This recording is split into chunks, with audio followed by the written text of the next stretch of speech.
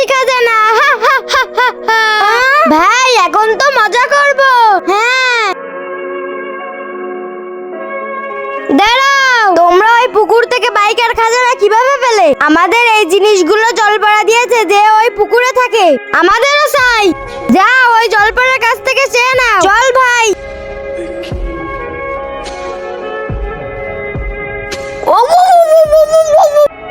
তোমরা দুজন এখানে কেন এসেছো? খাজানা আর বাইক নিতে। তুমি যেমন ওদের দুজনকে দিয়েছো তেমন আমাদের দুজনকেও দিয়ে দাও। আমি ওদের দুজনকে এমনিতে খাজানা আর বাইক দিইনি, ওরা আমার উপকার করেছে। জেলেরা আমাকে ধরে নিয়ে যাচ্ছিল, ওরা আমাকে বাঁচিয়েছে। আমরাও তোমাকে উপকার করতে পারি। তাহলে একটা কাজ করো, আবার জেলেদের হাতে ধরা খাও, আমরা দুজন তোমাকে বাঁচিয়ে দিব। আরে সালারা ভাগ। আরে ভাই এখন কি করব? এই জলপড়াকে সাহায্য, কিন্তু সে তো বিপদে নেই, তাহলে বিপদে ফেলেই দেই।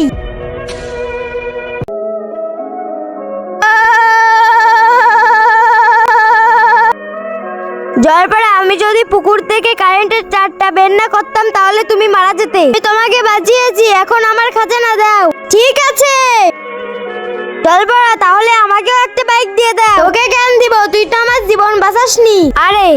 আরে ভাই আমি তো বাইক পেলাম না। আরে তুই আবার বিপদে ফেল, তারপর তাকে সাহায্য করে বাইক নিস। হ্যাঁ এটা কি দিলি রে? এখনই জানা যাবে। আমার কি হচ্ছে? আমাকে কেউ বাঁচাও। জলপড়া, এই নদী থেকেও বিষ মিশিয়েছে, এইটা খেয়ে নাও, না হলে তুমি মারা যাবে। কিন্তু এটা কি?